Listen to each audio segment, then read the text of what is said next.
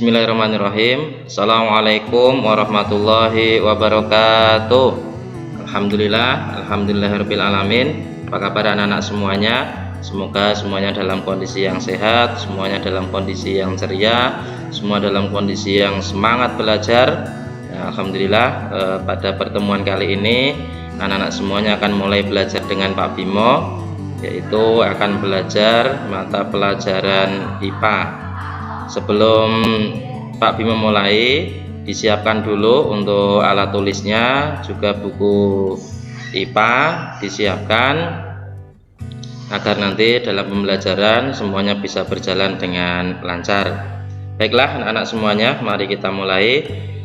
Pada pelajaran IPA kali ini Pak Bimo nanti akan mengambil materi-materi yang penting-penting saja untuk persiapan ujian. Jadi kemungkinan nanti tidak urut sesuai dengan yang di buku, akan Pak Bimo ambil untuk materi-materi yang penting saja. Langsung saja kita masuk pada bagian yang pertama, yaitu perkembangbiakan tumbuhan. Anak-anak bisa melihat di halaman pertama buku anak-anak semuanya. Perkembangbiakan tumbuhan ini dibedakan menjadi perkembangbiakan generatif dan juga vegetatif. Nah, pada pertemuan kali ini Pak Bimo akan menjelaskan tentang perkembangbiakan generatif. Ciri-cirinya perkembangbiakan generatif ini adanya bunga, adanya induk jantan dan juga induk betina. Nah, munculnya bunga. Hari ini akan kita pelajari khusus tentang bagian-bagian bunga dan fungsinya. Ini anak-anak bisa melihat bagian-bagian bunga dan fungsinya. Bunga ini merupakan salah satu bagian dari tumbuhan. Jadi ada bunga, ada daun, ada batang, ada buah dan akar. Hari ini akan kita pelajari tentang bagian-bagian bunga. Nah, ini anak-anak, bagian bunga bisa diperhatikan. Yang pertama ini ada putik. Mengulangi, bagian bunga yang pertama adalah putik. Putik ini, nah ini putik itu yang ini, ya ini dari atas ini, yang panjang ini sampai ke bawah, ini dinamakan putik. Putik ini terbagi menjadi 3 bagian. Ada yang nomor 1 disebut dengan kepala putik. Nah, namanya saja kepala, berarti letaknya di atas. Ini kepala putik. Yang kedua, tangkai putik. Tangkai putik itu yang ini, yang memanjang ini. Nah, memanjang dari atas ke bawah ini. Ini tangkai putik. Bagian yang ketiga yaitu dasar putik. Ini yang paling bawah. Nah, ini satu kesatuan ini dinamakan dengan putik. Ini bagian bunga yang pertama.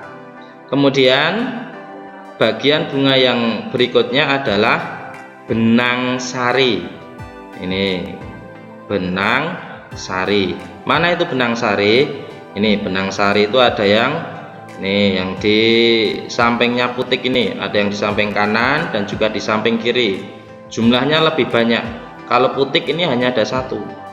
Tapi kalau benang sari ini jumlahnya lebih banyak. Nah, ini namanya benang sari. Nah, ini yang kayak apa ini? Kayak kecambah ini. Nah, ini benang sari. Nah, benang sari ini terdiri dari 2 bagian. Ada yang dinamakan kepala sari. Ini yang berwarna merah ini, yang di atas ini namanya kepala sari. Kemudian yang panjang ini namanya tangkai sari. Nah, ini kalau secara utuh ini disebut dengan benang sari.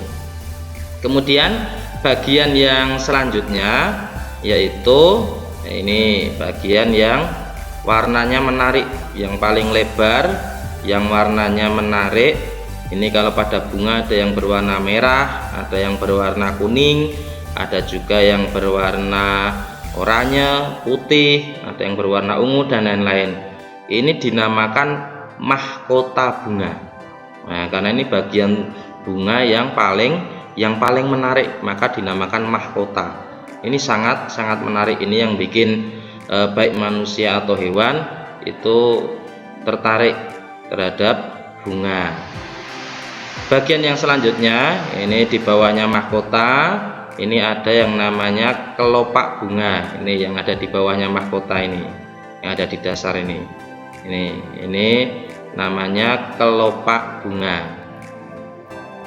Nah, selanjutnya ini yang panjang ini yang menghubungkan bunga dengan tumbuhan, dengan bagian tumbuhan yang lain pada batang tumbuhan atau pada ranting tumbuhan, ini dinamakan tangkai bunga. Sekali lagi namanya tangkai bunga. Nah, terus yang di dalam ini, nah ini yang ada di dalam bunga ini dinamakan bakal biji atau nanti yang akan menjadi calon tumbuhan yang baru. Oke. Sebelum Pak mau lanjutkan, Pak mau ulangi kembali. Jadi bagian-bagian bunga itu ada yang namanya apa tadi? Putik. Ini putik. Kemudian ada yang dinamakan benang sari. Berikutnya ini yang lebar, yang menarik ini namanya mahkota bunga. Di bawahnya mahkota bunga ini ada yang disebut dengan kelopak bunga. Kemudian yang menghubungkan antara bunga dengan batang tumbuhan ini dinamakan tangkai bunga. Dan yang terakhir yang di dalam ini disebut dengan bakal biji ya. Nah, sekarang fungsinya. Nah, fungsinya putik. Putik ini berfungsi sebagai alat kelamin betina atau sebagai alat perkembangbiakan betina pada tumbuhan. Itu putik, harus diingat-ingat, ini bagian bunga yang sangat penting, itu namanya putik. Fungsinya sebagai alat kelamin betina atau alat perkembangbiakan betina. Kemudian fungsi dari ini bagian kepala putik dan tangkai putik yang tadi. Benang sari. Nah, ini kalau benang sari fungsinya sebagai alat kelamin jantan atau alat perkembangbiakan jantan. Jadi tadi yang betina disebut dengan putik, yang jantan dinamakan dengan benang sari. Ini benang sari. Ini dua bagian bunga yang sangat penting dan ini biasanya sering sekali muncul pada soal-soal ujian. Ini foto pada bunga, foto benang sari. Nah, fotonya seperti ini kalau di foto. Kelopak bunga. Ini mahkota bunga dulu. Mahkota bunga ini yang tadi bagian bunga yang menarik. Fungsinya untuk memikat serangga atau menarik perhatian serangga. Tujuannya apa? Kok bunga harus menarik perhatian serangga? Agar serangga tadi hinggap pada bunga. Setelah serangga itu hinggap, maka serangga tadi dapat membantu penyerbukan. Nah, ini. Jadi kalau serangganya itu hinggap pada bunga, maka kaki-kaki serangga ini akan menggerakkan benang sari tadi, sehingga serbuk sari yang ada di dalam kepala sari itu akan jatuh di kepala putik sehingga terjadilah penyerbukan. Berikutnya yaitu kelopak bunga. Ini bagian yang di dasar bunga tadi, di bawahnya mahkota, berfungsi melindungi mahkota bunga ketika masih kuncup. Ketika kelopaknya itu belum, ketika mahkotanya itu belum mekar, maka kelopak bunga ini berfungsi untuk melindungi bagian bunga tersebut. Nah, ini bakal biji yang ada di dalam tadi. Ini merupakan bagian yang nantinya akan berkembang menjadi biji atau bakal buah dan nantinya akan menjadi tanaman yang baru. Tangkai bunga yang panjang tadi ini penghubung antara bunga dengan ranting. Selain itu juga sebagai penopang bunga. Nah,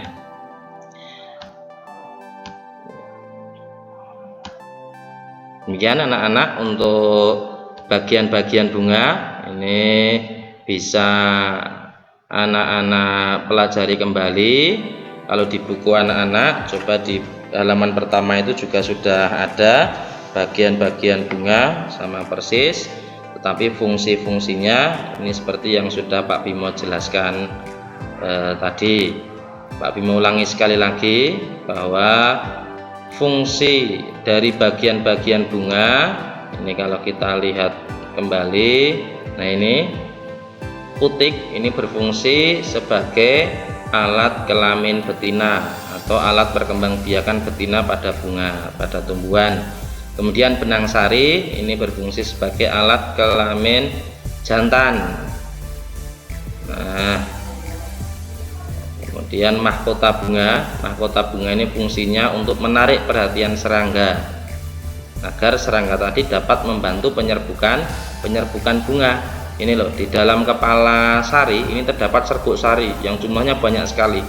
Nah, kalau ada serangga yang hinggap ke sini, maka benang sarinya ini akan goyang-goyang. Nah, kalau udah goyang-goyang, nanti serbuk sarinya ini akan keluar dan jatuh di kepala putih, sehingga terjadilah penyerbukan. Kalau sudah terjadi penyerbukan, nah nanti di sini akan muncul yang namanya bakal biji. Ini hasil pembuahan. Kemudian fungsi ini kelopak bunga, ini fungsinya sebagai pelindung mahkota bunga saat bunga itu masih kuncup. Dan yang terakhir adalah tangkai bunga yang berfungsi sebagai penghubung antara bunga dengan ranting bunga. Ya, baik anak-anak semuanya, untuk pertemuan kali ini tentang bagian-bagian bunga dan juga fungsinya ini nanti harus dipelajari betul-betul, dihafalkan, dibaca-baca kembali. Nah, setelah anak-anak membaca buku, nanti ada tugas dari Pak Bimo. Tugasnya silahkan anak-anak buka pada halaman 5, buku halaman 5, itu nanti dilengkapi apa saja nama-nama bagian bunga dan juga fungsinya. Sekian untuk pertemuan pada pagi hari ini. Jangan lupa tetap semangat, anak-anak semuanya harus tambah rajin belajar, gunakan HP dengan sebaik-baiknya. Terima kasih. Wassalamualaikum warahmatullahi wabarakatuh.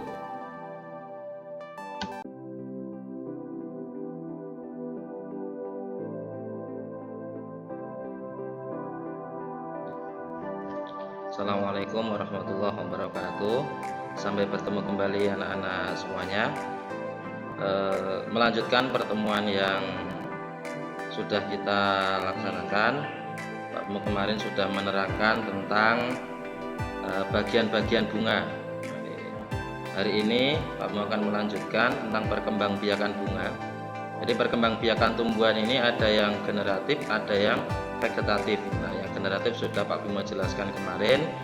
Untuk hari ini akan Pak Bimo jelaskan untuk perkembangbiakan vegetatif pada tumbuhan. Perkembangbiakan vegetatif ini terbagi menjadi dua, ada yang vegetatif alami, ada juga yang vegetatif buatan. Nah, ini Pak Bimo akan mulai dari yang perkembangbiakan vegetatif alami. Anak-anak bisa memperhatikan juga di buku pelajaran IPA anak-anak, itu ada di halaman 3. Di sana sudah ada perkembangbiakan secara vegetatif baik alami maupun buatan. Perkembangbiakan tumbuhan secara vegetatif alami ini ada beberapa jenis. Yang pertama yaitu tunas. Tunas ini bagian tumbuhan baru yang muncul atau yang tumbuh dari tumbuhan induknya. Contohnya ada pada tanaman pisang dan juga bambu. Kalau anak-anak pernah melihat tanaman pisang, ini seperti ini gambar tanaman pisang. Biasanya di sekelilingnya itu ada tanaman pisang yang kecil-kecil yang bermunculan. Nah, itulah yang dinamakan dengan tunas.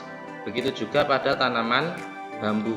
Nah, itu juga di sampingnya ada tanaman yang kecil-kecil yang bermunculan. Ini yang disebut dengan tunas.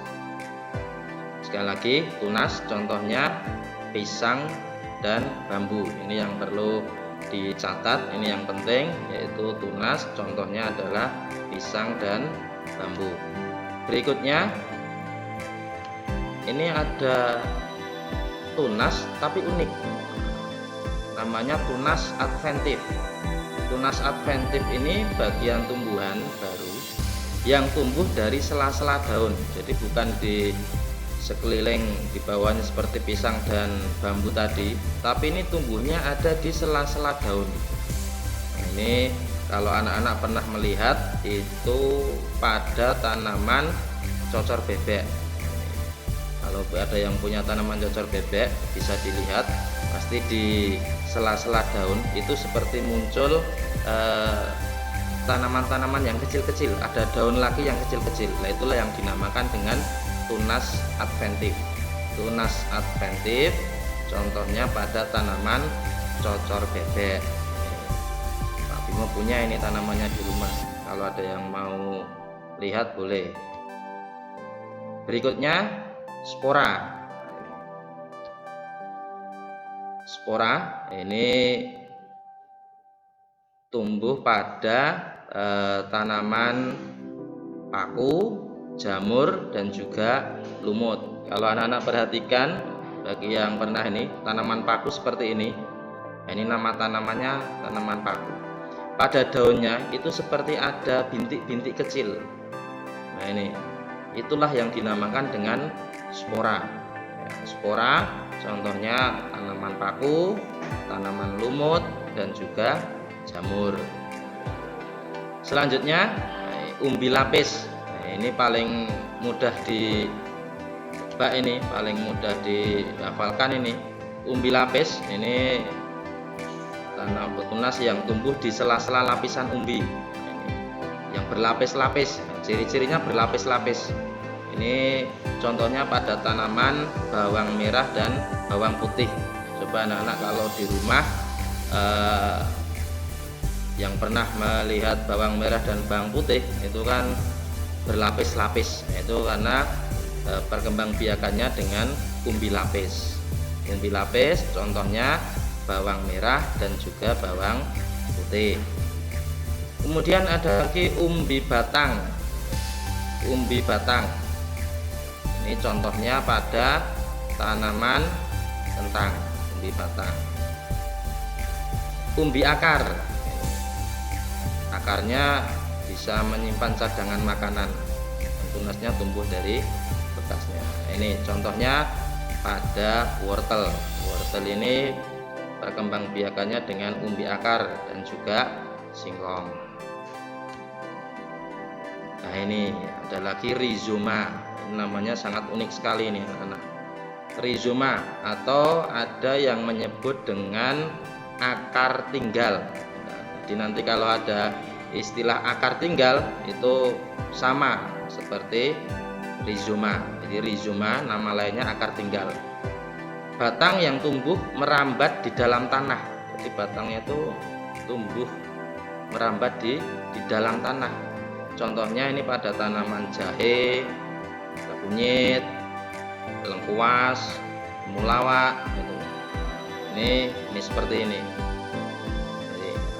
Batang tumbuh di dalam tanah, jahe dan kawan-kawannya. Nah, ada lagi geragih atau nama lainnya adalah stolon.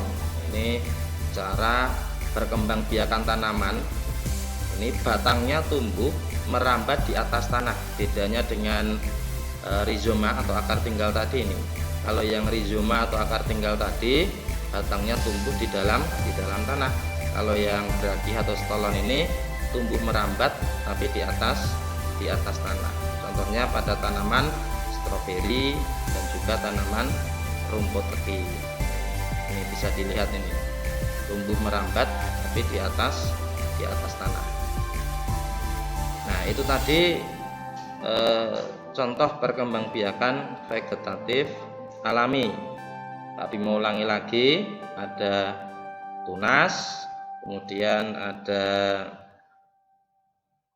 umbi lapis, ada umbi batang, ada umbi akar, akar tinggal atau rizoma, geragih atau stolon, ada spora, dan ada tunas adventil. Ini contohnya juga harus dihafalkan. Ini anak-anak bisa melihat di buku IPA halaman 3. Di situ sudah ada contoh dan juga ada gambarnya. Itu contoh perkembangbiakan vegetatif secara alami. Berikutnya, vegetatif ini ada juga yang dibuat, maka dinamakan dengan vegetatif buatan. Kalau di buku anak-anak bisa dibuka halaman 4, yaitu vegetatif buatan di halaman 4. Ini ada 5 macam. Yang pertama, mencangkok. Ini anak-anak mungkin sudah sering mendengar dengan istilah mencangkok. Biasanya yang dicangkok ini tanaman-tanaman buah, bisa mangga, bisa rambutan, lengkeng, dan lain-lainnya. Nah, mencangkok ini memiliki beberapa keuntungan, walaupun ada kelemahannya juga. Keuntungannya mencangkok ini bisa mendapatkan tanaman yang baru yang sifatnya sama dengan induk. Maka kalau orang mencangkok ini pasti memilih buah-buah yang bagus. Misalnya mencangkok tanaman mangga, juga yang dipilih tanaman mangga yang buahnya manis, agar nanti hasil cangkokannya ini punya sifat yang sama dengan induknya. Nah, keuntungannya mencangkok ini waktunya cepat, lebih cepat daripada harus menanam tanaman dari awal. Jadi dengan mencangkok ini tanaman akan tumbuh dan berbuah lebih cepat, dan sifatnya pun juga sama dengan induk yang dicangkok. Tetapi mencangkok ini juga punya kelemahan. Kelemahannya yaitu akarnya itu tidak sekuat tanaman induknya. Jadi akarnya ini tidak terlalu kuat. Yang kedua, stek. Stek ini sangat mudah. Cara menanamnya sangat mudah. Ini gambar yang anak-anak lihat di sini. Ini gambar tanaman singkong yang batangnya itu dipotong pendek-pendek. Nah, nanti kalau disetek tanaman ini, batang yang sudah dipotong-potong pendek-pendek ini tinggal ditancapkan saja ke dalam tanah. Nanti sudah tumbuh sendiri. Nah, ini stek. Biasanya pada tanaman singkong, mawar itu juga bisa di stek. Nah, stek ini juga memiliki keuntungan, yaitu pertumbuhannya lebih cepat, tetapi kelemahannya tidak bisa ini dilakukan pada tanaman-tanaman yang batangnya besar. Coba bayangkan kalau mau stek tanaman mangga itu bagaimana, kan terlalu besar. Ini hanya tanaman-tanaman yang batangnya kecil. Yang ketiga, ini menyambung. Jadi dua tanaman ini disambung. Biasanya dipilih yang sifatnya baik. Untuk tanaman yang bawah ini dipilih yang akarnya kuat, kemudian yang atas ini dipilih yang buahnya bagus. Jadi sifat yang baik ini digabungkan. Gitu. Kemudian yang selanjutnya yaitu merunduk. Nah, ini merunduk, menumbuhkan akar dari batang yang ditanam ke dalam tanah. Ini hanya bisa dilakukan pada tanaman-tanaman yang batangnya lentur, seperti contohnya melati, kangkung. Ini bisa dirundukkan. Ya, itu untuk vegetatif buatan. Di anak-anak semuanya, Pak mau ulangi, untuk vegetatif buatan ini ada mencangkok, ada stek, ada menyambung, dan juga merunduk. Ini sebenarnya ada satu lagi, yaitu menempel atau biasa disebut dengan okulasi. ada 5 macam perkembangbiakan dengan vegetatif buatan. Baik anak-anak semuanya, untuk materi perkembangbiakan tumbuhan ini sudah Pak Bimo sampaikan dengan lengkap.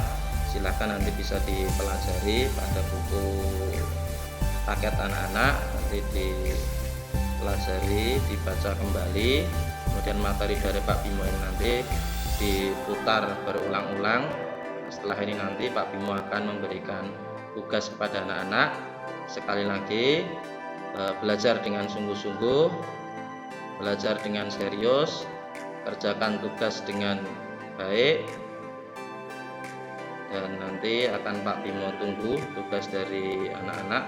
Terima kasih, sampai jumpa di pertemuan yang selanjutnya. Tetap semangat belajar. Wassalamualaikum warahmatullahi wabarakatuh.